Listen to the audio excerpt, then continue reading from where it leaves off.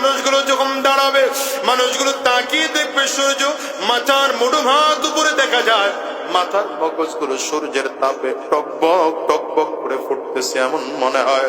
মানুষগুলো তাকিয়ে তাকিয়ে দেখবে ডান দিক থেকে জাহান্নামের আগুন মনে হয় যেন আওয়াজ করে করে আসতেছে, বাম দিকেও তাকিয়ে দেখবে জাহান্নামের আগুন, সামনের দিকেও তাকিয়ে দেখবে জাহান্নামের আগুন, পেছন দিকেও তাকিয়ে দেখবে জাহান্নামের আগুন।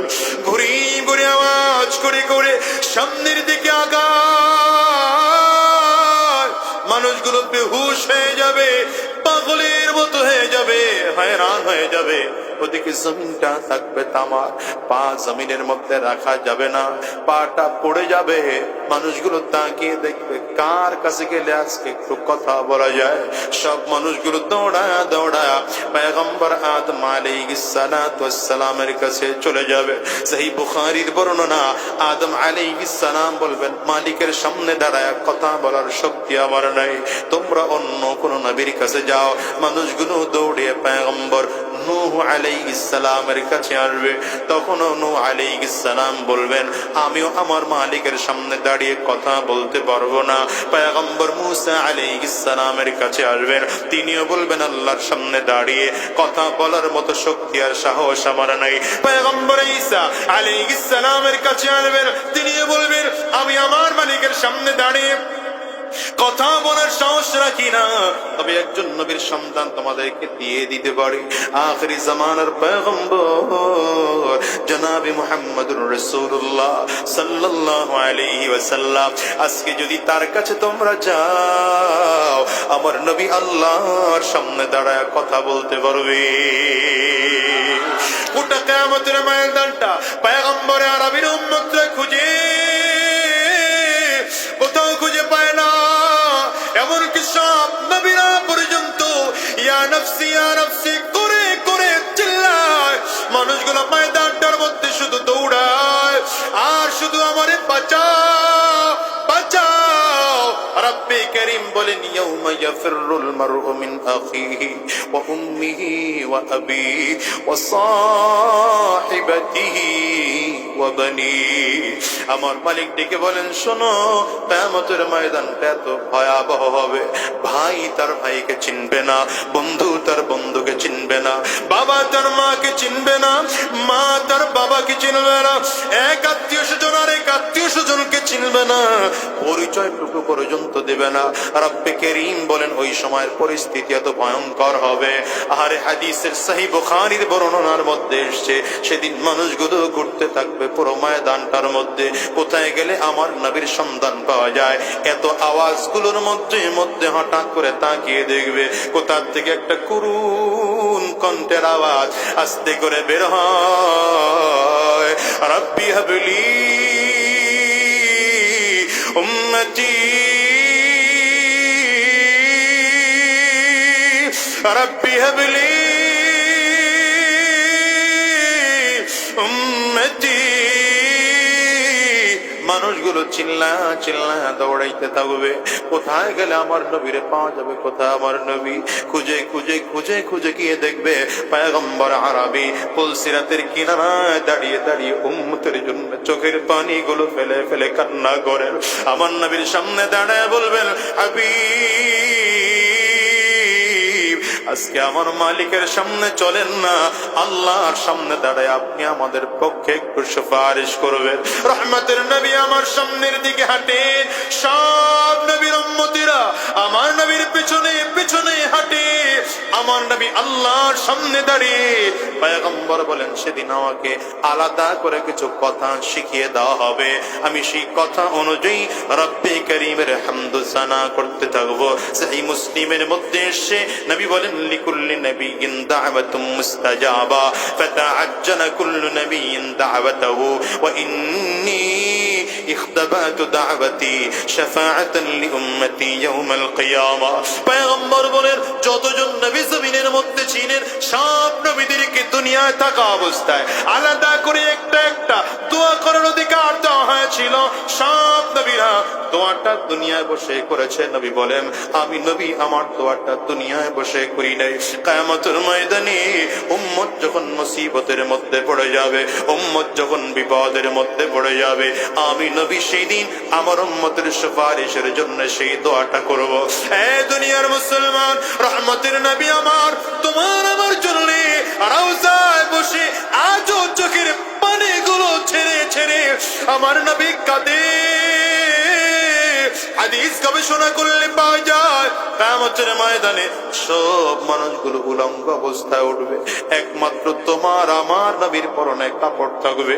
রহমতের নবীর দিকে ফেরেশতারা তাকায় দেখবে, আমার নবীর ডান সাইডের এই সাইডটা কোমরের দিকটা একটু কাদা মাটি লাগানো আছে। সাহাবায়ে কেরাম ফেরেশতারা ডেকে বলবেন, পয়গম্বর আপনার এই ছোট্ট জায়গাটা কেন কাদা মাটি মাখা? পয়গম্বর আরবি বলবেন, উম্মত জানো, ফেরেশতারা জানো, রওজায় বসে আমি নবী ঘুমাইতে পারি না।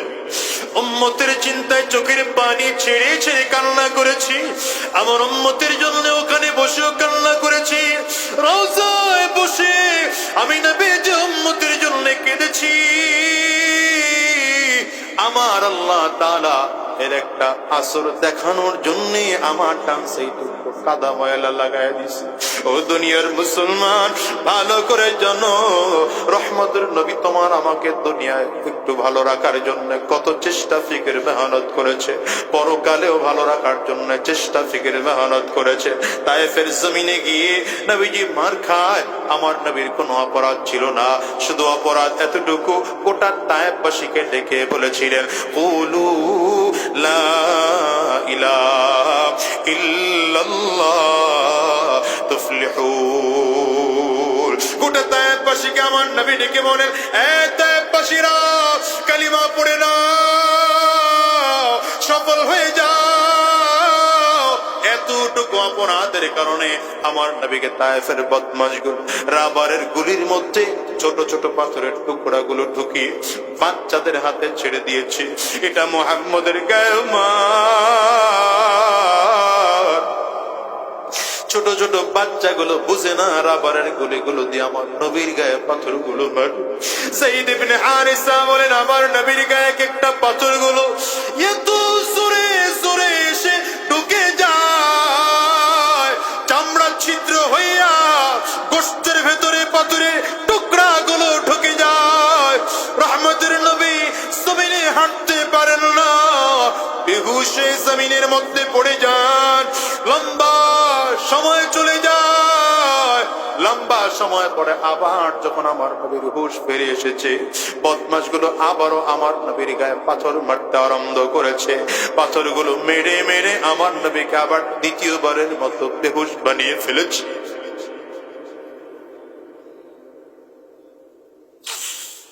রহমতের নবীর চোখ দিয়ে পানিগুলো বের হয়, শরীর থেকে রক্তের ফোঁটাগুলো বের হয়। দুইবার বেহুশ করে দেওয়ার পর আবার যখন হুঁশ ফিরে আসলেন, বেঈমানগুলো আমার নবীর গায়ে আবারও পাথর মারতে আরম্ভ করেছে। নবী যেবার তৃতীয়বারের মতো বেহুশ হয়ে জমিনের মধ্যে পড়ে যায়, যখন তৃতীয়বার বেহুশ হয়ে যায়, আল্লাহর কাছে ফেরেশতারা দাঁড়ায় বলে, আল্লাহ, তুমি কি দেখো না তোমার হাবিবকে কাফিররা মারতেছে? ওরা পাথর মেরে মেরে তোমার হাবিবকে জমিন থেকে বিদায় করে দেয়। আল্লাহ, তোমার কি রাগ হয় না? আল্লাহ তাআলা জিবরিলকে ডেকে বলে, এ জিবরাইল, হাবিবের কাছে যাও। হাবিব যদি বলেন পাহাড়ের দায়িত্বরত ফেরেশতাদেরকে সাথে করে নিয়ে যাও। আমার হাবিব বললে পাহাড়ের চাপ দিয়ে ওদেরকে জমিন থেকে বিদায় করে দাও। জিবরিল আমিন আসছেন আমার নবীর কাছে, পয়গম্বর আপনি যদি বলেন ফেরেশতাদেরকে নিয়ে এসেছি, ওরা দুই পাহাড়ের চাপ দিয়ে তায়েফবাসীকে জমিন থেকে বিদায় করে দেবে। এ দুনিয়ার মুসলমানেরা, রহমতের নবী ডাক দেয়, জিবরিল থামো, ওদেরকে যদি মারো আমি নবী কার কাছে গিয়ে দ্বীনের দাওয়াত দেব? সাবধান, ওদেরকে মারবা না, ওদেরকে মারবা না। ও পয়গম্বর সাবধান। পয়গম্বর আরবি বলেন, ওরা যদিও আমাকে নবী বলে মানে না, কিন্তু এমন একটা সময় আসতে পারে যেই সময় ওদের নাতিপতি পরবর্তী জেনারেশন আমাকে নবী বলে মেনে নেবে। ও দুনিয়ার মুসলমানেরা, নবীজির পাল্লক ছেলে যায়েদ ইবনে হারেসা বলেন, আমার পয়গম্বরের দিকে তাকিয়ে তাকিয়ে দেখেছি রক্তের ফোঁটাগুলো জমিনের মধ্যে পড়ে, কিন্তু আমার নবী রক্তের ফোঁটা জমিনের মধ্যে পড়তে দেন না। রক্তের ফোঁটা জমিনে পড়লে নিজের চাদর দিয়ে রক্তের ফোঁটাগুলো মুছে মুছে ভাঁজ করে রাখেন। আমি ডেকে বলি, নবী রক্তের ফোঁটা কেন জমিনের মধ্যে পড়তে দেন না? পয়গম্বর ডাক্তার যায়েদ রে, আমি নবীর রক্ত খুব পবিত্র রক্ত, এই রক্ত তায়েফবাসী না বুঝেই জড়িয়েছে। আমার বড় ভয় হয় এই পবিত্র রক্ত যদি জমিনের মধ্যে পড়ে যায়, আল্লাহ তাআলা এই কারণে হয়তো তায়েফবাসীর প্রতি রাগ করতে পারেন। হয়তো হতে পারে আল্লাহ তাআলা রাগ করে তায়েফবাসীকে হয়তো কোনোদিন ফসল দিবেন না, তাইলে তো তায়েফবাসী না খেয়ে মারা যাবে। আমি নবী এই জন্য আমার রক্তটুকু জমিনের মধ্যে পড়তে দেই না।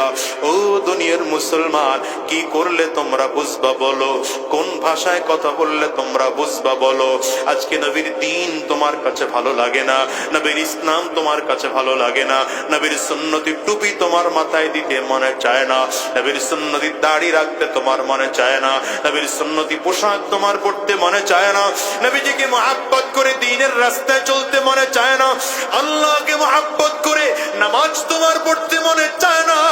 আজকের ময়দানটার দিকে তাকিয়ে তাকিয়ে দেখো, দেখো না কত মানুষ বাবা হারিয়েছেন, কত মানুষ তার মাকে হারিয়েছে, কত মানুষ তার ভাই হারিয়েছেন, কত মানুষ তার বোনকে হারিয়েছে, কত পুরুষ মানুষ তার স্ত্রীকে হারাইছেন, কত স্বামী তার, কত পর্দার আড়ালের মা বোন যেন তার স্বামীকে হারিয়েছে।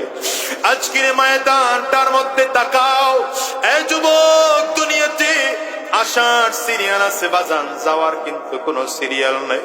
এই দুনিয়া আগে দাদা আসে, তারপরে বাবা আসে, তারপরে সন্তান আসে। যাওয়ার সময় এমন হয় দাদা দুনিয়া থাকে, নাতি জমিন থেকে বিদায় হয়, বাবা দুনিয়া থাকে, সন্তান জমিন থেকে বিদায় হয়। বাবা এমন হয় কি হয় না? একটু আওয়াজ করে চিল্লায় বলো। যদি ব্যাপারটা এমনই হয়, তোমার আমার পেছনে তো আজরাইল ঘুর ঘুর ঘুর ঘুর করে ঘুরে, যেদিন আমার মালিকের আদেশ হয়ে যাবে আজরাইল, সেদিন কিন্তু তোমার আমার সামনে দাঁড়ায় যাবে। এই জন্য আজকের ময়দান থেকে ওয়াদা করে বিদায় হও, নবীর আদর্শে জীবন গড়ব, হারাম রাস্তায় কদম বাড়াবো না, শয়তানি রাস্তায় কদম বাড়াবো না, কোরআন ও সুন্নাহ অনুযায়ী নিজের জীবনটাকে সাজাবো। দাড়ির মধ্যে আর খুর লাগাবো না, মাথার থেকে টুপি খুলবো না, আর সুদের কারবার করবো না, ঘুষের কারবার আর করবো না, 5 ওয়াক্ত নামাজ আদায় করবো। কারা কারা ওয়াদা করতে পারো? 2টা হাত তোলে আমার আল্লাহরে দেখাও, চিৎকার করে জোরে ডাক দাও আল্লাহ, আওয়াজ দিয়ে জোরে বলো আল্লাহ।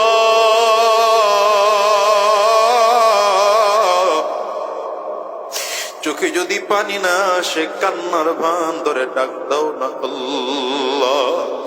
ডানে আর বামে তাকাও, ডানে আর বামে তাকায় দেখো না কার চোখে পানি। ওই মানুষটার দিকে তাকিয়ে নিজের নিজের ধিক্কার মারো, আর চোখের পানিগুলো ফেরে চিৎকার করে আমার মালিকের জোরে ডাক দাও আল্লাহ। নিজের গুনাহগার মনে করে চিল্লায়া জোরে ডাক দাও আল্লাহ।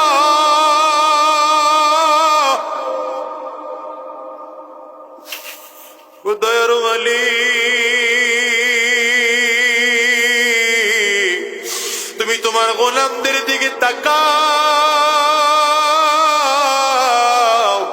তোমার গোলামদের দিকে তাকায় দেখো না কার চোখে যেন পানি, কার ঘরে যেন মা নাই, কার ঘরে যেন বাবা নাই, কার ঘরে যেন জোরের ভাই নেই গো আল্লাহ। আমরা তোমাকে ভুলে গিয়ে গুনাহ করে ফেলেছি, শয়তানের ধোঁকায় পড়ে গুনাহ করে ফেলেছি। আয় আল্লাহ, এখন জাহান্নামের আসামি হয়ে গেছি। তুমি মাফ না করলে আমরা কার দরবারে যাব? চিল্লা ডাক দাও আল্লাহ। দয়া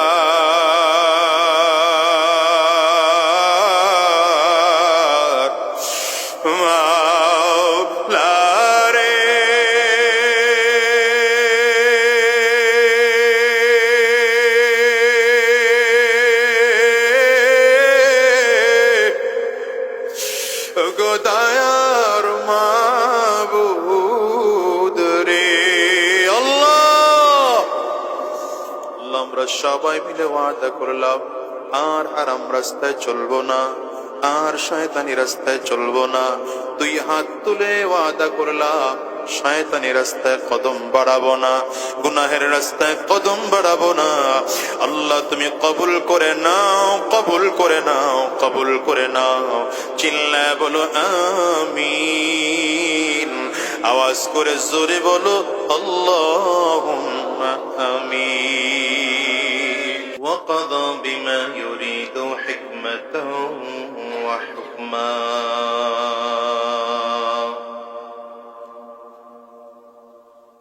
وأنعم بالنعم ابتلاء وامتحانا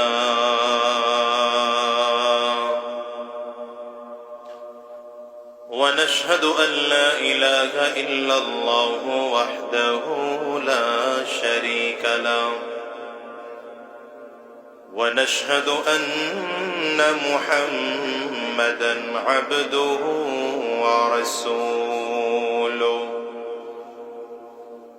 اللهم صل على محمد وعلى آله وصحبه وسلم تسليما كثيرا كثيرا أما بعد فأعوذ بالله من الشيطان الرجيم بسم الله الرحمن الرحيم هو الذي بعث في الأميين رسولا منهم يتلو عليهم آياته ويزكيهم ويعلمهم الكتاب والحكمة وإن كانوا من قبل لفي ضلال مبين صدق الله العظيم وصدق رسوله النبي الكريم ونحن على ذلك من الشاهدين والشاكرين والحمد لله رب العالمين سبحانك لا علم لنا إلا ما علمتنا إنك أنت العليم الحكيم رب اشرح لي صدري ويسر لي أمري واحلل عقدة من لساني يفقه قولي যে আয়াতে কারিমা তিলাওয়াত করেছে আল্লাহ রাব্বুল আলামিন বলেন হুয়াল্লাযী বাআসা ফিল উম্মিয়িনা রাসূলাম মিনহুম ইয়াতলু আলাইহিম আয়াতিহি ওয়া ইউযাক্কিহিম ওয়া ইউআল্লিমুহুমুল কিতাবা ওয়াল হিকমা। আল্লাহ তাআলা গোটা জাতিকে লক্ষ্য করে বলেন আমি মূর্খদের মাঝেই তাদের মধ্য থেকে একজনকে নবী বানায়া মূর্খদের মাঝে পাঠাইছি। প্রথম কথা, আল্লাহ তাআলা গোটা জাতিকে মূর্খ বলেছেন। আমাদের কি বলেছেন? বাবা কথা বললেন, কি বলেছেন? আমাদেরকে আল্লাহ তাআলা সরাসরি মূর্খ বলেছেন। বাআসা ফিল উম্মি, এই বাবা জানে কই যায়?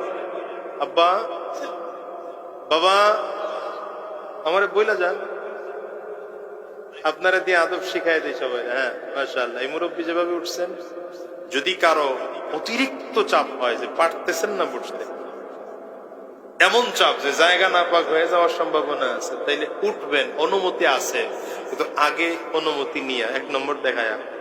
ঠিক আছে? ঠিক আছে? এখন আমি আপনাদের উস্তাদ, যদিও আমার বয়স কম, ইলম কম, আমল কম, আপনাদের সব থেকে যোগ্যতা কম, কিন্তু বসিয়েছেন যেটা, এই চেয়ারটা উস্তাদের চেয়ার। দেখছেন? ঠিক বলে না হইলে না ঠিক বল, বেঠিক বলবেন, যখন হবে না তখন বেঠিক বলবেন, চুপ করে বসে থাকবেন না। আপনারা মানেন আর না মানেন, এটা উস্তাদের চেয়ার। সুতরাং আমি এখন কিছুক্ষণ আপনাদের উস্তাদ, আপনারা আমার ছাত্র। কম বয়সীও কখনো কি হয় বলে না, কথা বয়সে কম হলেও কখনো শিক্ষক হওয়া যায়, আবার বয়সে বেশি হলেও কখনো ছাত্র হতে হয়। ঠিক কিনা বলে? নবীজির চাচা ছিলেন আব্বাস রাদিয়াল্লাহু আনহু। হযরত আব্বাস রাদিয়াল্লাহু আনহুকে একজন এসে জিজ্ঞাসা করলেন, আপনি বড় না নবী বড়? কি জিজ্ঞেস করলেন? আপনি বড় না নবী বড়? তিনি চমৎকার এক উত্তর দিয়েছেন, আনা আসান্নু মিনহু ওয়া হুয়া আ'লামু মিন্নি।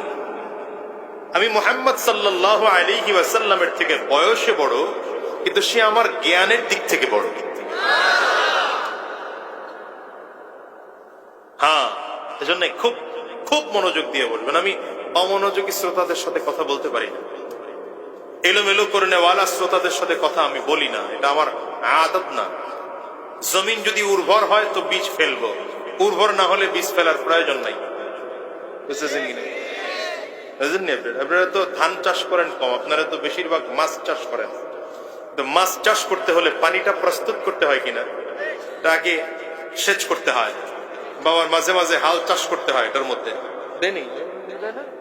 আমি আমার বরিশালের সিস্টেমে বলতেছি আর কি, হাল চাষ করতে হয়, এটাকে একটা আমাদের বরিশালের ভাষায় বলে চওয়া দিতে হয়। চওয়া দিয়ে এরপরে চুন ছিটাতে হয়, এরপরে নতুন পানি দিতে হয়। এই পানিটার মধ্যে আবার কিছু কি বলে কেমিক্যাল দিতে হয়। যখন পানিটা প্রস্তুত হয়ে যায় তখন মাছের ছোট বাচ্চা ছাড়া হয়। পানি প্রস্তুত না হলে মাছ ছাড়া হয় না। তো আমিও আপনাদের কাছে এসেছি আপনাদের সিনা নামক জমিনের মধ্যে কোরআনের বীজ রোপণ করার জন্য। যদি দেখি আপনাদের সিনা নামক জমিনটা বীজ গ্রহণ করার মতো যোগ্যতা নাই, তো আমি দিতে পারবো না। এই জন্য জমিনকে প্রস্তুত করে বসেন। সাহাবায়ে কেরামদের সামনে নবীজি যখন কথা বলতেন, সাহাবায়ে কেরাম এমন ভাবে নবীজির দিকে তাকিয়ে থাকতেন, কোন পাখি যদি নবীজি সাহাবায়ে কেরামদের ঘাড়ে এসে বসতো, এটা বুঝতো না যে মরা কোনো কাঠের উপরে বসতাম না জীবিত কোনো মানুষের উপরে বসতাম। আমাদের দেশে ওলামায়ে কেরাম বেশি, আর খুব কমে হুজুরদের পান, সহজে পান, এই জন্য দাম কম। কথা বলেন না বাবা? বিশ্বের কোন দেশে আলেমদেরকে এত সহজে পাওয়া যায় না। ওপেন স্পেজে তো পাবেনই না, ওপেন স্পেজে সম্ভবই না পাওয়া। বাংলাদেশে এটা আল্লাহ পাকের শুকর যে এই দেশের উলামায়ে কেরাম আলহামদুলিল্লাহ আপনাদেরকে মহাব্বত করেন, ভালোবাসেন, এই জন্য বহু ত্যাগ স্বীকার করেও আপনাদের কাছে আসেন। এরপরে আপনারা হুজুর করে গালি দেন, রাজাকার বইলা, কেউ উগ্রবাদ বলে গালি দেন, কেউ জঙ্গি বলে গালি দেন, কেউ আবার মৌলবাদ বইলাও গালি দেন। কথা বলে না, কথা বলে না। আপনাদের সাতক্ষীরার লোকজন দেয় না, আমাকে বরিশালের লোকজন গালি দেয়, দেয়। কথা বলেন না কেন? দেয় না, দেয় না, দেয় না। মনে রাখবেন, আলেমদেরকে যারা জঙ্গি বলে গালি দেন, রাজাকার, উগ্রবাদ, আল বদর, আল কায়দা বলে গালি দেন, উলামায়ে কেরাম অপরাধী নয়। যারা আলেমদেরকে জঙ্গি বলে গালি দেয়, ওরাই জঙ্গি, ওরাই রাজাকার, ওরাই উগ্রবাদ, ওরাই দুনিয়ার সব থেকে বড় দুশ্মন। হাত তুলে বলো ঠিক কিনা? গালি দেন না, দিয়ে যদি বড় লোক হইতে পারতেন তাইলে তো বুঝতাম যে না বড় লোক, বড় লোক তো হইতে পারেন না। আগেও ফকির ছিল, এখনো তো ফকির। কি কথা কন না কেন? বরঞ্চ আলেমদেরকে গালি দিলে, জেলে ঢুকাইলে, মিথ্যা মামলা দিলে, দুপুরের খানা পাকানো থাকলেও না খেয়ে পালাতে কথা বলেন। গালি দিয়েছে না ওলামায়ে কেরাম? এত বছর ওলামায়ে কেরাম রাজাকার। আমি ঢাকাতে এক সিগন্যাল, আমাকে পুলিশ সিগন্যাল দিচ্ছে, তো আমার খুব তাড়া প্রোগ্রামে যাওয়া মাহফিলের। আমি পুলিশকে ডাক দিয়ে বললাম, ভাই একটু ছেড়ে দেওয়ার ব্যবস্থা করেন। রাজাকার নাকি? বললাম আমি রাজাকার হলাম কিভাবে? আপনি আমাকে দেখলে কি মনে হয় আমার বয়স কত হবে? বলে না হুজুর, আপনি চেতনায় রাজাকার। আচ্ছা বলেন, আমার বয়স যা, তাতে কি আমি স্বাধীনতার আগে জন্মগ্রহণ করছি? স্বাধীনতার সময় রাজাকার হতে হলে তো অন্তত 15-20 বছর সময় লাগবে ভাই, বয়স। তো কেমনে কয় চেতনায় রাজাকার? কথা বলেন না কেন? অথচ আমার দাদা যিনি ছিলেন, তিনি বড় একজন আলেম ছিলেন। আমার যে ইউনিয়নের 2টা মেম্বার আমার হচ্ছে হিন্দু। বিশাল এক পাড়া আছে, হিন্দুদের পাড়া। এই হিন্দুদেরকে একসাথে সিরিয়াল করে দাঁড় করানো হয়েছে, প্রায় 120 জনকে, মহিলা পুরুষ মিলিয়ে। মহিলাদের আলাদা কাতার, পুরুষদেরকে আলাদা কাতার, এদেরকে গুলি করা হবে। কেউ একজন এসে আমার দাদাকে খবর দিয়েছে, হুজুর আপনি না গেলে আর হয় না। দাদা এসে তাদেরকে বুঝিয়েছেন যে এরা যদিও অমুসলিম, কিন্তু এরা দেশের সমস্যা করে না, মুশকিল করে না, আপনারা এদের নিরাপত্তা দিয়ে দেন, আমি এদের দায়িত্ব নিলাম। এদেরকে আর গুলি করে নেই। তো যদি বলি মুক্তিযোদ্ধার দাবি করতে হয়, আমার দাদা সর্বশ্রেষ্ঠ মুক্তিযোদ্ধা। আসলে তো তার নাতিরে কি বানায় বলেছি, চেতনায় রাজাকার বানিয়ে। তার মানে হচ্ছে আমার দল করো, কথা বল নাই, আমার দল করলে রাজাকারও মুক্তিযোদ্ধা হয়ে যাবে। আর যদি আমার দল না করো, মুক্তিযোদ্ধা রাজাকার হয়ে যাবে। দেখেন না মামলা, কত মামলা। আল্লামা দিলাওয়ার হোসেন সাইদি সাহেবের বিরুদ্ধে মামলা দেওয়া হলো। তিনি নাকি 71-এর সময় মানবতা বিরুদ্ধে অপরাধ ছিল। ঠিক কইতেছেন? ঠিক কইলেন আপনি? নাউজুবিল্লাহ, মুখ দিয়ে বের হয়নি। জোরে বলেন। বলেন নাকি খালি দেখবেন তাকায়? বলেন। মামলা দেওয়া হচ্ছে আল্লামা মামুনুল হক সাহেবের বিরুদ্ধে। তিনি নাকি ধর্ষণ করেছেন। মামলা দেওয়া হলো পীর সাহেব চরমনার বিরুদ্ধে। তিনি নাকি 5,000 টাকা পকেট মেরেছেন।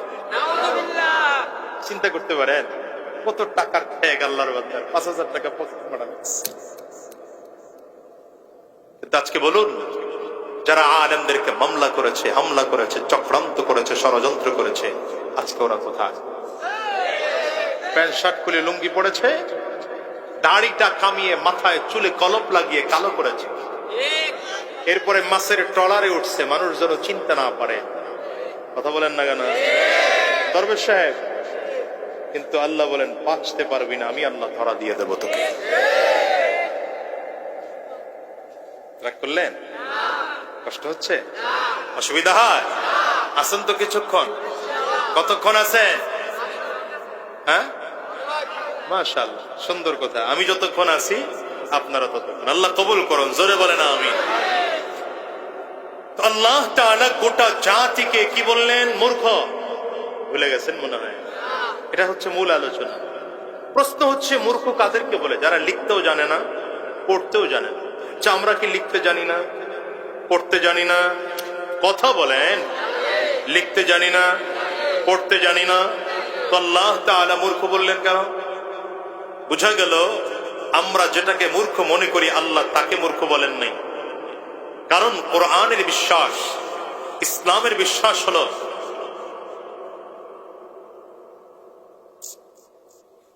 শেষ করে নেন আপনার কথা, এরপরে আমি আলোচনা ঠিক আছে। মোবাইল জরুরি হইলে আমার বয়ানের থেকে ওইটা কথা শেষ। আরো কারো দরকার আছে কথা কয়? যদি আপনার কথা কওয়া বেশি জরুরি হয়, আমার বলবেন, হুজুর একটু ওয়াজ থামান, আমি কথা কইলে।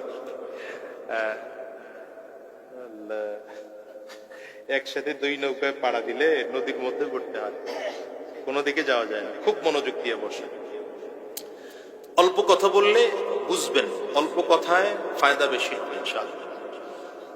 জাতিকে আল্লাহ মূর্খ বললেন কেন?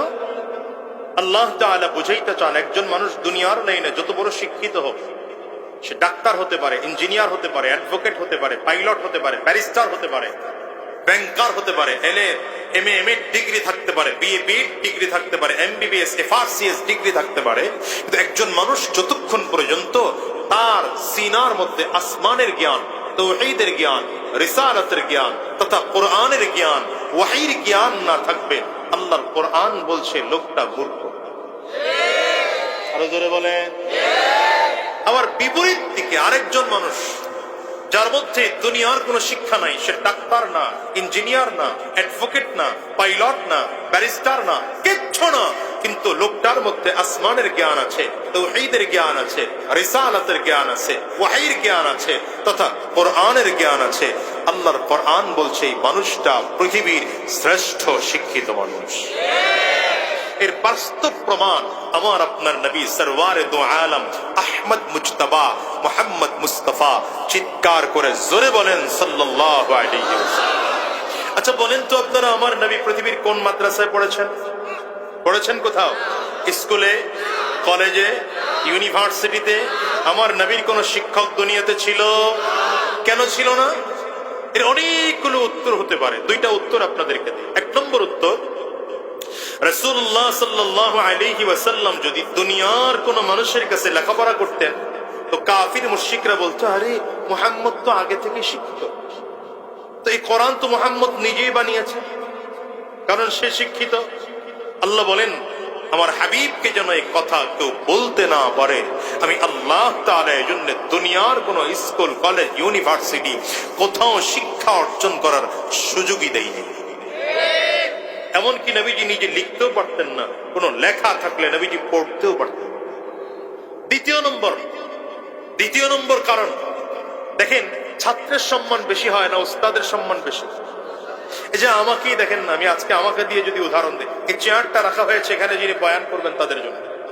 আমার আগে যারা বয়ান করেছিলেন ততক্ষণের জন্য আপনারা তাদেরকে উস্তাদ বানিয়েছেন, বয়সে কম, বলেন না, কিন্তু সম্মান বেশি হওয়ার কারণে তাকে একটা চেয়ার দিয়েছেন, আলাদা সম্মানিত করেছেন। তাহলে ছাত্রের সম্মান বেশি না, উস্তাদের সম্মান বেশি।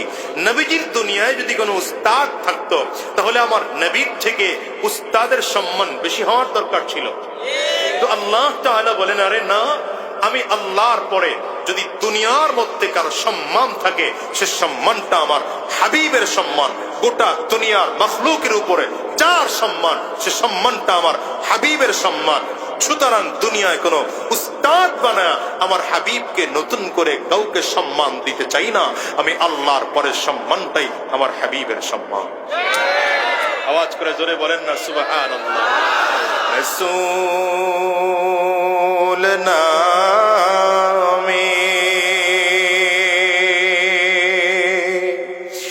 কে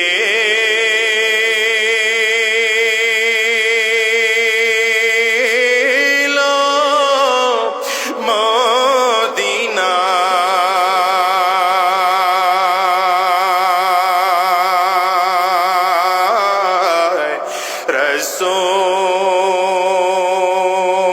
রাসূল নামে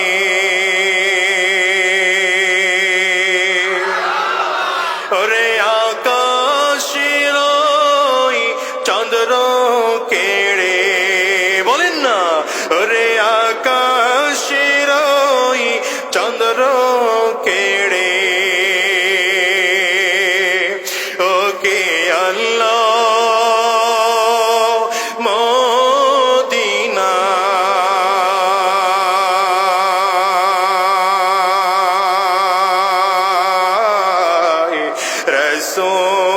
রাসূল নামে। কষ্ট হয়, অসুবিধা হয়, গলেতে তসবির মালা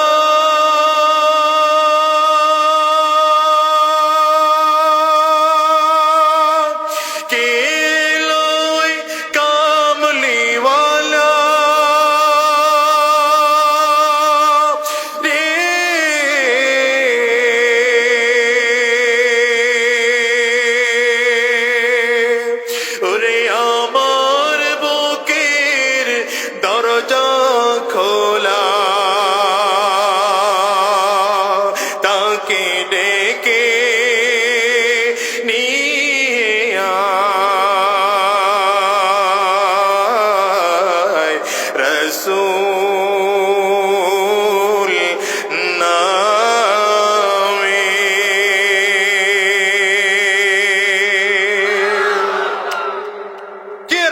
আমার, আরে আমার দেশের মানুষ নবীজির আদর্শ বুঝে নাই, নবীজির আদর্শের মুহাব্বত আমার কলিজায় ঢুকে নাই। আমার দেশের যুবকরা নবীজি সুন্নাহ বুঝে নাই, এই জন্য ওই মাউসেদুনের পেছনে দৌড়ায়, লেনিন কার্ল মার্চের পেছনে দৌড়ায়, সক্রেটোস এর পেছনে দৌড়ায়, প্লেটো, অ্যারিস্টটল এদের পেছনে দৌড়ায়, গণতন্ত্রের পেছনে দৌড়ায়, সমাজতন্ত্রের পেছনে দৌড়ায়। আমার দেশের যুবক চুল কাটতে গিয়ে দেখেন না, নায়ক নায়িকার স্টাইলে চুল কাটে, প্যান্ট শার্ট আর কাপড় পরতে গিয়ে খেলোয়াড়দের স্টাইলে কাপড় পরে। শুধু তাই না, রাজনৈতিক নেতা এমন লোককে বানিয়েছে যেই নেতার মাথায় টুপি নাই, কর্মীর মাথায় টুপি নাই, নেতার মুখেও দাড়ি নাই, কর্মীর মুখেও দাড়ি নাই, নেতাও নামাজ পড়ে না, কর্মীও নামাজ পড়ে না, নেতা রোজা রাখে না, কর্মীও রোজা রাখে না, নেতাও সুদখোর, কর্মীও সুদখোর, নেতা ঘুষখোর, কর্মী ঘুষখোর, নেতা বাবা মায়ের অবাধ্য সন্তান, কর্মীও বাবা মায়ের অবাধ্য সন্তান, নেতা দেশের দুশ্মন, কর্মীও দেশের দুশ্মন, নেতা জাহান্নামী, কর্মীও জাহান্নামী। ঠিক কিনা বল? যুবক, তোমার নেতা যদি আমার নবী হতো, আমার নবীর মাথায় টুপি ছিল, তোমার মাথায় টুপি থাকতো, আমার নবীর সুন্নতি দাড়ি ছিল, তোমার সুন্নতি দাড়ি থাকতো, আমার নবীর সুন্নতি লিবাস ছিল, তোমার সুন্নতি লিবাস থাকতো, আমার নবী এক ওয়াক্ত নামাজ ছাড়েন নাই, তুমি এক ওয়াক্ত নামাজ ছাড়তে পারতে না, আমার নবী দ্বীনের রাস্তায় চলেছেন, তুমি দ্বীনের রাস্তায় চলতে, আমার নবী সুদ খান নাই, ঘুষ খান নাই, তুমি সুদ ঘুষ খেতে পারতে না, আমার নবী দ্বীন জিন্দা করার জন্য সব সময় চেষ্টা ফিকির মেহনত করেছেন, তুমিও 24টা ঘন্টা দ্বীন জিন্দা করার জন্য মেহনত ফিকিরার চেষ্টা করতা। আমার নবী উহুদের ময়দানে দন্দন মুবারক শহীদ করেছেন, আমার নবী রক্ত ঝরিয়েছেন তায়েফের জমিনে, তুমি একবারের জন্য ফিকির করো না, যদি আমার নবীকে নেতা মানতে, আমার নবীও জান্নাতে ছিলেন, তুমিও জান্নাতে যেতে পারতে। ঠিক কিনা? আওয়াজ করে বলো। এই জন্য বলি, দুনিয়ার নেতা ঠেতা বাদ দিয়া নেতা মানতে হয় তো আমার নবীকে নেতা বানাও। বলেন নেতাকে? আওয়াজ করে না, নেতাকে? আমার নবী বলেন নেতাকে? তোমার নেতা আমার নেতা। এ জানেননি স্লোগান? এটা জানে? বলেন, তোমার নেতা আমার নেতা, আমরা সবাই রাসূল সেনা, ভয় করি না, ভয় করি না। পারবেন স্লোগান দিতে? তৈয়ার ইনশাআল্লাহ? দেখি কেমন স্লোগান পারেন, এরপরে ওয়াজের হিসাব বুঝবো। কাশি দেন, গলা ক্লিয়ার করেন, ভালো করে কাশি দেন, হাত দুইটা উঁচা করেন, টান টান করে। ভেতরে কুফর ঢুকছে, ভেতরে কুফর ঢুকছে, শিরিক গেছে, ওটাকে ইমানের প্রেসার দিয়ে বের করতে হবে। কথা বলে না? দেখেন না, বাথরুমের পাইপ জ্যাম হয়ে গেলে ওটাকে বাহির দিয়ে হাওয়ার প্রেসার দিতে হয়, ময়লা বের হয়ে যায়। তো কুফর ঢুকে রয়েছে কলবের মধ্যে, ওখানে ইমানের প্রেসার দেন, দেখবেন কুফর বের হয়ে যাবে। হাত উঁচা করেন, ডান বাম দিকে তাকায় দেখেন কে হাত তুলে নাই, ধরে হাত তুলে দেন। এরপরেও যদি কেউ না তুলে, মনে রাখবেন এটা জাতীয় অলস ফেডারেশনের সদস্য। কথা বলেন, তুলছেন? ভালো করে তুলছেন? হাতগুলো মুঠ করেন, ঝাঁকি দেন, জোরে সরে ঝাঁকি দেন, মুঠ করে ঝাঁকি দেন, শরীরের মধ্যে একটা স্পিড আসুক, দেন ঝাঁকি। দেখেন ঝাঁকির ছোট আবার আরেকজনের নাক ফাটায় দিয়ে। এবার কণ্ঠের যতটুকু আওয়াজ আছে পুরোটা আওয়াজ ছেড়ে দিয়ে একটা তাকবীর হবে। রেডি ইনশাআল্লাহ? হাত নিচের দিকে নামবে না। রেডি ইনশাআল্লাহ? নারে তাকবীর। না, গাড়ি ভাড়া পোষাইল, যেই পরিমাণ কষ্ট করে আসলাম, এই আওয়াজে পোষায় না, আওয়াজ আরো বাড়াতে হবে। আর ইমানদারের আওয়াজ থাকবে, এটা আওয়াজটাই তো আমাদের মূল শক্তি। কথা বলেন? দুই হাত তুলে নারে তাকবীর, আরো জোরে নারে তাকবীর, দুই হাত তোলেন বাবা, নারে তাকবীর। তোমার নেতা আমার নেতা, আমরা সবাই রাসূল সেনা, আমরা সবাই রাসূল সেনা, ভয় করি না বুলেট বোমা, নারে তাকবীর। কোরআন সুন্নাহর আলো সংসদে চালো, কোরআন সুন্নাহ যেখানে, আলেম ওলামা যেখানে, পীর বুজুর্গ যেখানে, আলেম ওলামা যেখানে, দিয়েছি তো রক্ত, দিয়েছি তো রক্ত, রক্তের বন্যায়। পারবেন না স্লোগান? স্লোগান দেখবেন দেন, দেখবেন বেঈমান আপনার সামনে এসে দাঁড়াতে পারবে। আরো জোরে বলেন, চিল্লা বলেন, তৈয়ার ইনশাআল্লাহ। স্লোগান দেওয়ার জন্য প্রস্তুত হয়ে যান ইনশাআল্লাহ। আগামীর বাংলাদেশ স্লোগান দিয়ে ইসলাম কায়েম করতে হবে, ঠিক কিনা বলো? রাগ করলেন বোধহয়। রাসূলুল্লাহ সাল্লাল্লাহু আলাইহি ওয়াসাল্লামকে আল্লাহ তাআলা কারো কাছে শিখান নাই, কাউকে উস্তাদ বানান নাই। নবীজি কোনো মাদ্রাসা, স্কুল, কলেজ, ইউনিভার্সিটিতেও পড়েন নাই, কোনো শিক্ষকই দুনিয়ায় নাই। কিন্তু আমার পয়গম্বর বলেন, যদিও কারো কাছে শিখিনি, আমাকে একজন উস্তাদ হয়ে লেখাপড়া করিয়েছেন। বলেন তিনি কে? আঙ্গুলটা উঁচা করে চিৎকার করে জোরে বলেন। পয়গম্বরে আরবি বলেন, আল্লামানি রাব্বি علمني ربي فأحسن تعليمي أدبني ربي فأحسن تأديبي রহমতের নবী আমার বলেন, আমি নবী দুনিয়ার কারো কাছে লেখাপড়া করি নাই। আমাকে যতটুকু লেখাপড়া করানোর আমার আল্লাহ তাআলা আমাকে লেখাপড়া করিয়েছেন। আমার আল্লাহ তাআলা আমাকে শিক্ষা দেওয়ার কারণে আমি নবীর শিক্ষা হলো জগতের মধ্যে সবথেকে উত্তম শিক্ষা। এলে আমার নবী দুনিয়ার কোন স্কুলে, কলেজে, ইউনিভার্সিটিতে, দুনিয়ার কোন মাদ্রাসায়, দুনিয়ার কোন উস্তাদের কাছেও লেখাপড়া করেন নাই। লেখাপড়া করিয়েছেন কে? জোরে বলে। এখন যদি গোটা দুনিয়ার মধ্যে শিক্ষিত মানুষদের তালিকাগুলো করা হয়, বলেন তো সবার উপরে আমার নবীর নাম থাকবে কি থাকবে না? জগল আসমানের জ্ঞান যদি কারো মধ্যে থাকে, ওই মানুষটার নাম সবার উপরে চলে যায়। যদিও সমাজের মানুষ আমাদেরকে বলে হুজুররা মূর্খ, কথা বলে, এমনকি হুজুরদেরকে তো সার্টিফিকেটও দিতে চায় না। বলেন না কথা? আগের সরকাররা তো কষ্ট করে সার্টিফিকেট দেয়ই নাই। যে স্বৈরাচারা ছিল কোন কায়দা একটা বুঝ দিছে, কি দিছে সরকারও বুঝে নাই, যারা নিছে তারাও বুঝে না। কথা বলেন না কেন? আচ্ছা বলেন তো আপনারা, হুজুররা মূর্খ? হুজুররা মূর্খ? এদেশে শিক্ষিত কাদেরকে বলা হয়? যারা যারা জেনারেল লাইনে লেখাপড়া করে। আচ্ছা এদের অস্তিত্বের শেষ কোথায় আর আলেমদের শিক্ষার শেষ কোথায় একটু দেখি তো, পর্যালোচনা করি। কি বলেন? পর্যালোচনা করি, রাগ করবেন না তো?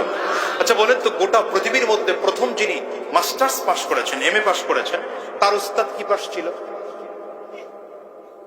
হ্যাঁ, না না জিরো না, কি পাস? হ্যাঁ, বুঝেই না। আরে সফটওয়্যার বুঝে নাই, সফটওয়্যার না বুঝতে ওয়াজ বুঝবেন না। গোটা দুনিয়ার পাশ, দুনিয়ার পাশ তো এমনি। তা আমি যেটা বুঝাইছি ওটা উত্তর হয়নি আপনার, আমি উত্তর দিচ্ছি। হ্যাঁ বুঝছি, এই লাল আর হলুদ ভাই বুঝাস এগোরে এগোরে আগে উঠায় দিয়ে অনেকে টেস্ট করে, দেখি এগোরে ধমক দেয়নি, তাহলে আমরাও উঠবো। ওই চিন্তাই করেন, চিন্তাই করেন, ওই চিন্তাই বাদ দেন। মাশাআল্লাহ। যদি এরপরে কি উঠতে চায় লুঙ্গি ধরবে, তুমি গেলে যাও গা, লুঙ্গি ধুয়ে যাও, ঠিক আছে? গোটা পৃথিবীর মধ্যে প্রথম যিনি এমএ পাস করেছেন, তার উস্তাদ যদি সর্বোচ্চ ডিগ্রি দাঁড়ি হয়, তাহলে সে হচ্ছে অনার্স পাস, বিএ পাস, না আরেকটু বাড়ায় ধরলাম, কি পাস? BA pass. কথা এর উপরে তো আর ছিল না, ছিল মাস্টার্স পাস যিনি, তার উস্তাদ বাবা কথা কয় না এরা, কি পাস? বিএ পাস করেন। যিনি প্রথম বিএ পাস করেছেন, তার উস্তাদ কি পাস? বলেন না। এর আগে তো ছিলই না আর পাস, তাহলে কি পাস? IA pass. প্রথম যিনি আইএ পাস করেছেন, তার উস্তাদ কি পাস? বলে না। Matric pass, SSC pass. প্রথম যিনি এসএসসি পাস করেছেন, তার উস্তাদ কি পাস? বলেন না। প্রথম যিনি 9 পাস করেছেন, তার উস্তাদ কি পাস? প্রথম যিনি 8 পাস করেছেন, তার উস্তাদ কি পাস? প্রথম যিনি 7 পাস করেছেন, তার উস্তাদ কি পাস? প্রথম যিনি 6 পাস করেছেন, তার উস্তাদ কি পাস? প্রথম যিনি 5 পাস করলেন, তার উস্তাদ কি পাস? প্রথম যিনি 4 পাস করলেন, তার উস্তাদ কি পাস? প্রথম যিনি 3 পাস করলেন, তার উস্তাদ কি পাস? প্রথম যিনি যিনি 2 পাস করলেন তার উস্তাদ কি পাস? প্রথম যিনি 1 পাস করলেন তার উস্তাদ কি পাস? কি কয়? জোরে বলেন, আওয়াজ করে বলেন, দেখায় বলেন, দেখায় বলেন, কি পাস, কি পাস, কি পাস? এবার আমাকে প্রশ্ন করেন, হুজুর আপনারা কি পাস? এই মোহতামিম সাহেবকে জিজ্ঞাসা করেন, হুজুর আপনি কি পাস? এই যে মোহতামিম সাহেবের সম্ভবত হুজুর আগে এখানে মাদ্রাসায় ছিলেন, যদি বলেন আপনারা কি পাস? আমরা হুজুরদের সর্বোচ্চ শিক্ষা হচ্ছে দাওরা পাস। দাওরা পাস বলি যদি বা তাকমিল পাস যদি বলি আপনারা বুঝবেন না, সোজা বাংলায় বলি আমরা কোরআন পাস আর বুখারী পাস। বলে না কথা, আমরা কোরআন পাস আর কি পাস? বুখারী শরীফ পাস। কোরআন কার কালাম? বলেন না, আরো জোরে বলেন। কোরআন পাস। কোরআন কার কালাম? আঙ্গুল উঁচা করে বলেন।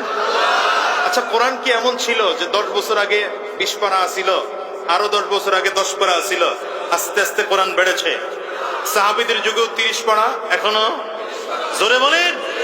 সাহাবীদের যুগে 114 সূরা, এখনো। সাহাবীদের যুগেও যেই কয়টা আয়াত ছিল এখনো।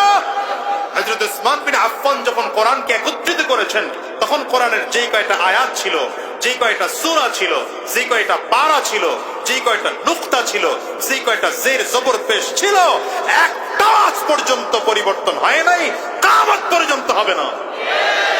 তাহলে কোরআন কার কালাম? আর দ্বিতীয় হচ্ছে আমরা বুখারী পাস। বুখারী শরীফের মধ্যে হাদিস, এগুলো কার? নবীজির। কার? নবীজি সাল্লাল্লাহু আলাইহি ওয়াসাল্লামের। সর্বপ্রথম যিনি বুখারী লিখেছেন তিনি হচ্ছেন ইমাম মুহাম্মদ ইবনে ইসমাঈল বুখারী রাহিমাহুল্লাহু তাআলা। আচ্ছা বলেন তো, ইমাম মুহাম্মদ ইবনে ইসমাঈল যিনি বুখারী লিখেছেন, এই হাদিসগুলো সংকলন করেছেন, তিনি আমার থেকে, এই হুজুরের থেকে, আরো হুজুরদের থেকে ছোট আলেম না বড় আলেম? আসতে বলে, ছোট আলেম না বড় আলেম? কেমন বড় আলেম? আল্লাহু আকবার। ইমাম বুখারী রাহমাতুল্লাহি আলাইহির হাদিস মুখস্থ ছিল 7 লক্ষের উপরে। তাহলে তিনি ছোট আলেম না বড় আলেম? তাহলে আমরা যাদের কাছ থেকে বুখারী শরীফ পড়লাম তারা আমাদের থেকে ছোট আলেম নয়, বরঞ্চ বড়।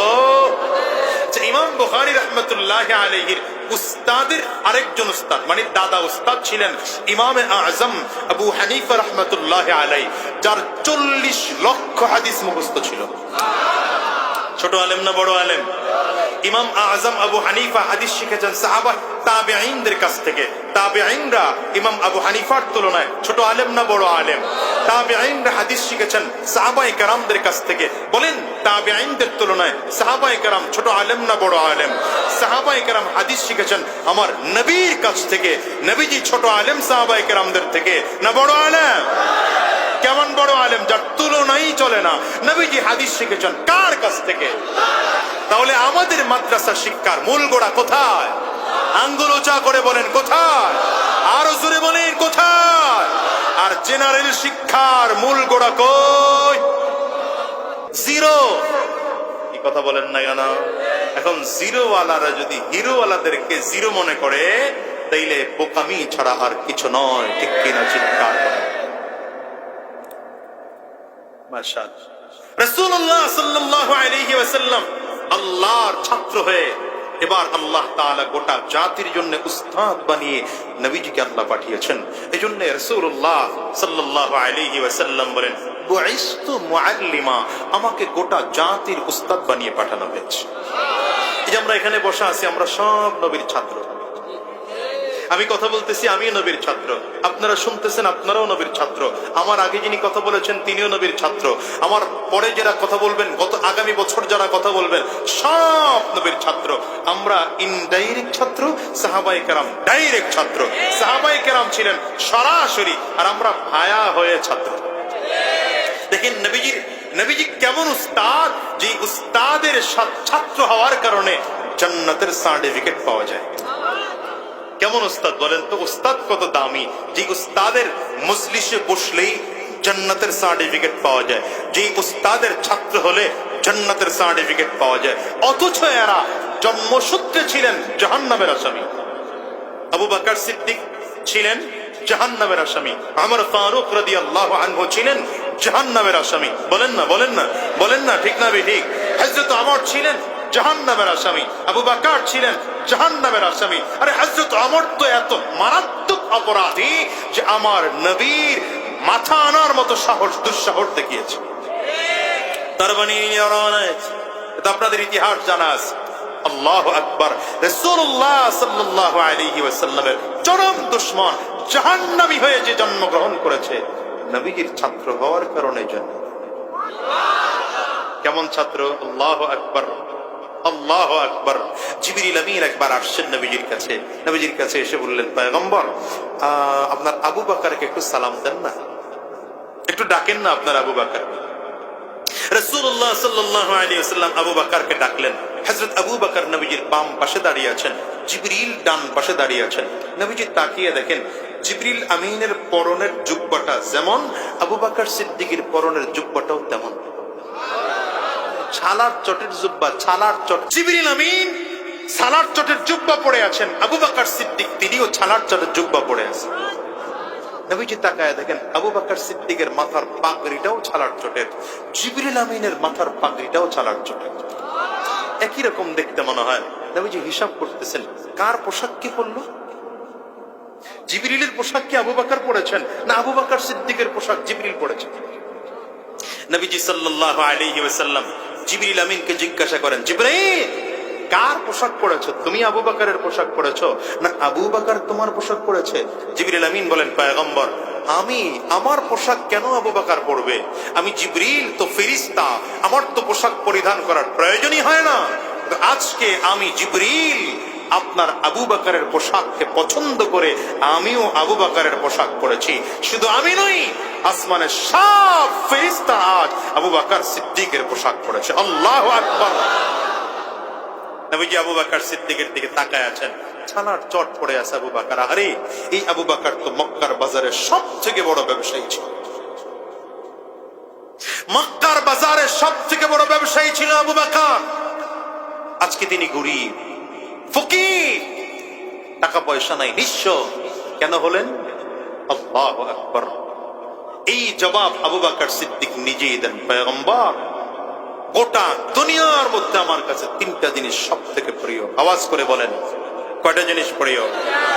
এর মধ্যে আবু বকর, দেখেন খুব খেয়াল করেন এই কথাটা, আবু বকর সিদ্দিক বলেন, পয়গম্বর আমার কাছে যেই তিনটা জিনিস প্রিয় এর মধ্যে এক নম্বর প্রিয় আন-নাজরু ইলা ওয়াজহি রাসূলিল্লাহ, আন-নাজরু ইলা ওয়াজহি রাসূলিল্লাহ। পয়গম্বর আমার কাছে এক নম্বর প্রিয় আপনার সুন্দর চেহারার দিকে তাকিয়ে থাকা। নবীজির চেহারার দিকে তাকিয়ে থাকা আবু বকর সিদ্দিকের কাছে সব থেকে প্রিয়। সুবহানাল্লাহ বলেন না, আরো আওয়াজ করে বলেন না। আবু বকর বলেন, পয়গম্বর আমার কাছে দ্বিতীয় নম্বর প্রিয় ইনফাকু মালি আলা রাসূলিল্লাহ, আমার যত সম্পদ আছে সব সম্পদগুলো আপনার জন্য খরচ করা আমার কাছে বেশি প্রিয়। নবীজির দিকে তাকিয়ে থাকা প্রিয়, নবীর জন্য সম্পদ খরচ করা আবু বকরের কাছে প্রিয়। আবু বকর বলেন, পয়গম্বর আমার কাছে তিন নম্বর প্রিয় আমার একটা বাচ্চা মেয়ে আছে। আমার বারবার করে মনটাই চায়, আমার মেয়ের বয়স খুব কম, মাত্র 6 বছর বয়স। আমার খুব মন চায় আমার এই বাচ্চা মেয়ের নাম তার আয়েশা, আমার আয়েশাকে আমার নবীর কাছে বিয়ে দেব। আম্মা জানের বয়স কত?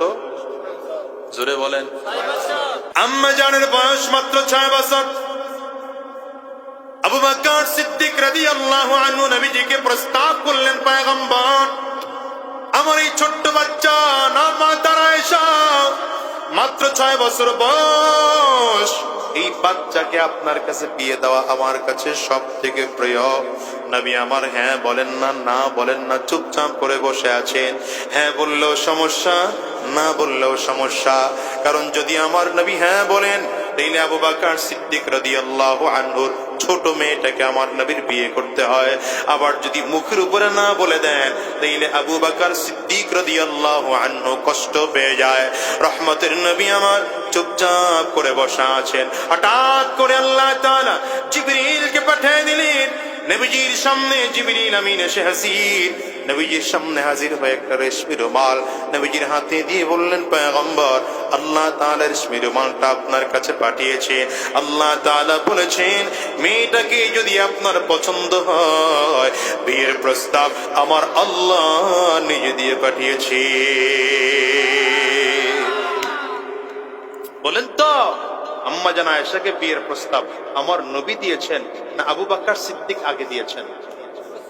হ্যাঁ, শুধু আবু বকর সিদ্দিকই বিয়ের প্রস্তাব দেন নাই, বরং আমার আল্লাহ তাআলা বিয়ের প্রস্তাব দিয়ে পাঠিয়েছেন। ঠিক কিনা বল? উলামায়ে কেরাম বলেন কারণ কি? আম্মা জান আয়েশা সিদ্দিকা রাদিয়াল্লাহু আনহার বয়স খুব কম, মাত্র 6 বছর। পর্দার আড়ালের মা বোনদেরকে বলবো, আপনারাও কথাটা খেয়াল করে শোনেন। আম্মা জান আয়েশা সিদ্দিকার বয়স কম, কিন্তু এরপরও নবীজির সাথে বিয়ের করার প্রস্তাব কেন আল্লাহ তাআলা দিয়ে পাঠিয়েছেন?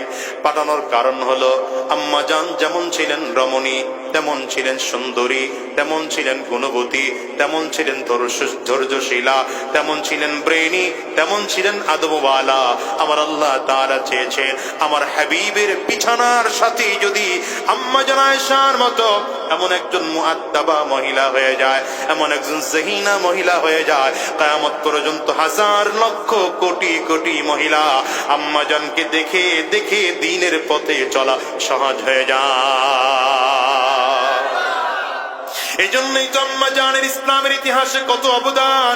মুসলমান জানো, পুরুষ সাহাবায়ে কেরামদের মধ্যে মুহাদ্দিস একজন, মুফাসসির আরেকজন, মুহাক্কিক আরেকজন, আবার মুহাদ্দিস আরেকজন। যদি পুরুষ সাহাবায়ে কেরামদের মধ্যে বলা হয়, সাহাবায়ে কেরামদের মধ্যে সবথেকে বড় মুহাদ্দিস কে ছিলেন? নাম আসবে আবু হুরায়রা রাদিয়াল্লাহু আনহু। যদি বলা হয় মহিলা সাহাবিয়াদের মধ্য থেকে সবথেকে বড় মুহাদ্দিসা কে ছিলেন? উত্তর আসবে আম্মা জান আয়েশা সিদ্দিকা রাদিয়াল্লাহু আনহা।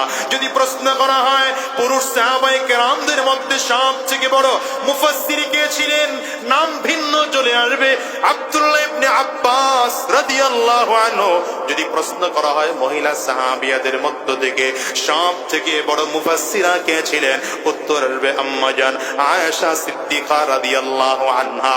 যদি প্রশ্ন করা হয় পুরুষ সাহাবায়ে কেরামদের মধ্যে সবথেকে বড় ফকিহ কে ছিলেন, উত্তর আসবে হযরত আব্দুল্লাহ ইবনে মাসউদ রাদিয়াল্লাহু আনহু। যদি প্রশ্ন করা হয় মহিলা সাহাবায়ে কেরামদের মধ্যে সবথেকে বড় ফকিহা কে ছিলেন, উত্তর আসবে আম্মা জান আয়েশা সিদ্দিকা রাদিয়াল্লাহু আনহা। পুরুষ সাহাবায়ে কেরাম এক একজন এক এক বিষয় অভিজ্ঞ, আম্মা জান তিনটা বিষয় একা অভিজ্ঞ। চিৎকার করে জোরে বলেন সুবহানাল্লাহ। আমার নবীর সাথে আম্মা জানের বিয়ের প্রস্তাব আমার নবী আগে দেন নাই, প্রস্তাব দিয়েছেন কে? জোরে বলো, আঙ্গুল চা করে চিল্লায়ে বলো। এরপরে আজকে 1450 বছর পরে এসে আম্মা জানকে অল্প বয়সে বিয়ে করার কারণে কোন বদমাশ যদি আমার নবীকে নারী লোভী বলে গালি দেয়, আমার নবীকে ধর্ষক বলে গালি দেয়, আমার নবীকে নারী নির্যাতনকারী বলে গালি দেয়, নবীজির চরিত্র নিয়ে কথা বলে, বোঝা যাবে ও মুসলমানদের বন্ধু নয়, মুসলমানদের দুশমন, ইসলামের দুশমন, কোরআনের দুশমন। বাংলার জমিনে বসবাস করার কোনো অধিকারই না। এই জোরে বলো ঠিক কিনা? দুনিয়ার মুসলমানেরা ভালো করে বুঝো, রাসূলুল্লাহ সাল্লাল্লাহু আলাইহি ওয়াসাল্লাম আমার নবীর আবু বকর সিদ্দিক আমার নবীর কাছে এত প্রিয় ছিল, আবার আমার নবীও আবু বকর সিদ্দিকের কাছে এত প্রিয় ছিল। বিশাল সম্পদশালী, যিনি মক্কার বাজারের সবথেকে বড় ব্যবসায়ী ছিলেন। শুধু তাই নয়, মক্কার বাজারের সবথেকে দামি কাপড় দিয়ে জামা বানাইতেন। আজকে সেই আবু বকর পরনে ছানার চটের জুব্বা, পয়গম্বর আরবি তাকায় তাকায় চোখের পানিগুলো ছেড়ে ছেড়ে কান্না করে, আবু বকর কেমন তুমি বলো, আজকে দ্বীনের পথে চলার কারণে ছানার চটের জুব্বা পড়ে আসো। জিবরিল আমিনের দিকে পয়গম্বর একবার তাকান, আবু বকর সিদ্দিকের দিকে একবার তাকান। হঠাৎ করে জিবরিল বলেন, পয়গম্বর আজকে আমি এসেই কেন আবু বকরকে ডাকতে বললাম জানেন? ডাকার কারণ হলো, অন্যান্য দিন তো আপনার কাছে যখন আসি হয়তো কোরআনের কোনো আয়াত নিয়ে আসি, অথবা হাদিসের কোনো ইবারত নিয়ে আসি, অথবা আপনার কাছে কোনো ওয়াহী নিয়ে আসি, অথবা আপনার কাছ থেকে কোনো পরামর্শ নেওয়ার জন্য আসি, আবার কখনো আপনাকে পরামর্শ দেওয়ার জন্য আসি, কিন্তু আজকে আপনার কাছে আসলাম পয়গম্বর। আপনার একজন সাহাবী আছে আবু বকর, আল্লাহ পাকের সালাম আবু বকরকে পৌঁছে দেওয়ার জন্য আজকে আসমান থেকে আমি জিবরাইল জমিনে এসেছি। জিবরিল আমিন আবু বকর সিদ্দিকের দিকে তাকায় বলেন, ইন্নাল্লাহ ইয়াকরাউ আলাইকা সালাম ইয়া আবু বকর, হে আবু বকর,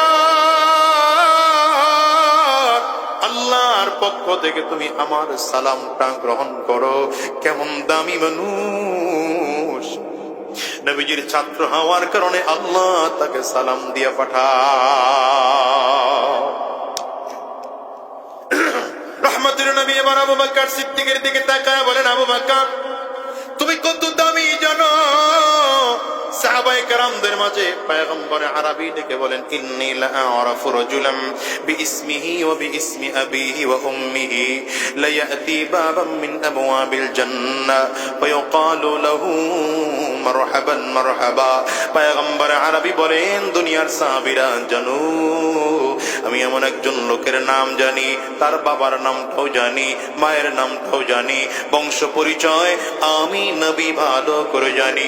এই মানুষটা যখন কিয়ামতের ময়দানে জান্নাতের গেট দিয়ে ঢুকতে থাকবে, জান্নাতি ফেরেশতারা আমন্ত্রণ আর নিমন্ত্রণ জানানোর জন্য দুই দিক দিয়ে কাতার করে ফেরেশতারা লাল গালিচা বিছিয়ে কাতার করে দাঁড়িয়ে যাবে। লাল বান্দা যখন লাল গালিচার উপর দিয়ে হেঁটে হেঁটে হেঁটে হেঁটে জান্নাতে যাবে, পয়গম্বর আরবি বলেন ফেরেশতারা দুই পাশে দাঁড়িয়ে দাঁড়িয়ে মারহাবা মারহাবা জানাবে। সাহাবায়ে কেরাম আগ্রহ নিয়ে বসে আছে, নবী তো তার নাম বলবেন, কে এমন দামি মানুষ? পয়গম্বর নাম বলেন না, হঠাৎ করে সালমান ফারসি রাদিয়াল্লাহু আনহু মুরব্বী সাহাবী দাঁড়ালেন, পয়গম্বর আমরা একটু এমন দামি মানুষের নাম জানতে চাই। পয়গম্বর বলেন, নামটা জানতে চাও? তাইলে জেনে নাও, লোকটার কেউ নয়, লোকটা আমার সাহাবী আবু বকর। আল্লাহু আকবার, জোরে বলা যাবে না? ফজরের নামাজ পড়েছেন আমার নবী মসজিদ নববীর মধ্যে। নামাজ শেষ করে সাহাবায়ে কেরামদের দিকে তাকিয়ে বলেন, সাহাবায়ে কেরাম ইন্নী রাআইতু কসরান ফি নাওমি। পয়গম্বর বলেন, আজকে রাতে আমি স্বপ্নের মধ্যে একটা দামি বিল্ডিং দেখলাম। সুবহানাল্লাহ, জোরে বলেন। নবী বলেন, দামি বিল্ডিংটা 4টা দেওয়াল দিয়ে তৈরি করা হয়েছে। এর মধ্যে একটা দেওয়াল মণি মুক্তা দিয়ে তৈরি করা হয়েছে, একটা দেওয়াল স্বর্ণ দিয়ে তৈরি করা হয়েছে, একটা দেওয়াল জবরদস্ত পাথর দিয়ে তৈরি করা হয়েছে, একটা দেওয়াল ইয়াকুত পাথর দিয়ে তৈরি করা হয়েছে। পয়গম্বর আরবি বলেন, দেওয়ালগুলো তৈরি করতে গিয়ে মাঝখানে কোনো বালুয়ার সিমেন্ট ব্যবহার করা হয় নাই, মাঝখানে ব্যবহার করা হয়েছে মিশক আর আম্বর। নবী আমার বলেন, নিচের ফ্লোরটা বানানো হয়েছে জাফরান দিয়া। পয়গম্বর বলেন, এত দামি বিল্ডিং দেখে জিজ্ঞাসা করলাম, লিমান হাদা, এত সুন্দর ঘরটা কার বলো না? পয়গম্বর আরবির দিকে তাকিয়ে জবাব দেয়, এটা কুরাইশ বংশের একজন যুবকের, ফাতাম মিন কুরাইশ, এটা কুরাইশ বংশের একজন যুবকের। পয়গম্বর আরবি বলেন, মনে মনে চিন্তা করলাম, ইন্নী মিন কুরাইশ ওয়া ইন্নাহু লি, আমি মনে মনে চিন্তা করলাম আমিও তো কুরাইশ বংশের একজন যুবক, তাইলে মনে হয় জান্নাতের বাড়িটা আমার জন্য বরাদ্দ করা হয়েছে। পয়গম্বর আরবি বলেন, চিন্তা করে এক কদম দুই কদম সামনের দিকে আগাইলাম, হঠাৎ করে আল্লাহর ফেরেশতা তাকায়া ডেকে বলেন, পয়গম্বর এই বাড়িটা আপনার নয়, এ বাড়ি আপনার সাহাবী ওমরের। এমন করে করে আমার নবী 10 জন সাহাবীকে জান্নাতের সার্টিফিকেট দিয়েছেন। উস্তাদ কেমন দামি, ছাত্র কেমন দামি, যে উস্তাদের কাছে লেখাপড়া করলে জান্নাতের সার্টিফিকেট, জোরে বলে না, জোরে বলে না, যে উস্তাদের কাছে লেখাপড়া করলে জান্নাতের সার্টিফিকেট পাওয়া যায়, সেই উস্তাদ কত দামি, যেই ছাত্রকে জান্নাতের সার্টিফিকেট দেওয়া যায় সেই ছাত্র কত দামি দুনিয়ার মুসলমান। এই জন্য বলি শোনো, রহমতের নবী আজ জমিনের মধ্যে নাই, সাহাবী হওয়ার সুযোগ নাই। নবীজি জমিন থেকে বিদায়, সাহাবায়ে কেরামরাও যখন জমিন থেকে বিদায়, এখন আর সাহাবী হওয়ার সুযোগ নাই, আর তাবিঈন হওয়ার সুযোগ নাই। তাবিঈনরাও জমিন থেকে বিদায়, তবে তাবিঈন হওয়ার সুযোগ নাই। তবে তাবিঈনরাও বিদায়, আইম্মে মুজতাহিদিন হওয়ার আর সুযোগ নাই।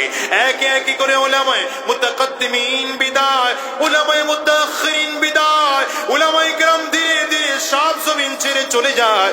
এমন একটা সময় আসবে গোটা জমিনের মধ্যে উলামায়ে কেরাম থাকবে না। মানুষগুলো আলেমদের থেকে মুখ ফিরিয়ে নিবে। ওই চ্যাট জিপিটি বের হয়েছে, এদের কাছ থেকে মাসআলা শিখতে চাইবে। ফেসবুক থেকে মানুষ মাসআলা জানতে চাইবে। ওই অটোগ্রাম থেকে মানুষগুলো মাসআলা জানতে চাবে। ও তারা আমি নবীর ওয়ারিস। আমি নবী যখন দ্বীনের দাওয়াত দিতে দিতে জমিন থেকে বিদায় হয়ে গেলাম, সাহাবায়ে কেরাম তাবিঈন তবে তাবিঈন যখন বিদায় হয়ে গেল, এই যুগের উলামায়ে কেরাম এরা কোরআনের কথা বলে বলে তোমাদেরকে শোনায়। বাজান রে, অনুরোধ করে যাই, দ্বীনের কথা শোনার পরে ঘাড় মোড়ায় মোড়ায় চইল না, আরেক দিকে ফিরে ফিরে চইল না। উলামায়ে কেরামদের মুহাব্বত করে যার মধ্যে ঢোকাও, সাহাবায়ে কেরামদের কলিজ মুহাব্বত করে যার মধ্যে ঢোকাও, আল্লাহর পয়গম্বরের মুহাব্বত করে যার মধ্যে ঢোকাও। আর দিন কোরআন ও সুন্নাহ অনুযায়ী নিজের জীবনটাকে সাজাও। যদি সাজাতে পারো, কিয়ামতের ময়দানে তোমার নসিবে জান্নাত হবে। নয়তো জানো কিয়ামতের ময়দান কত কঠিন, কত ভয়াবহ।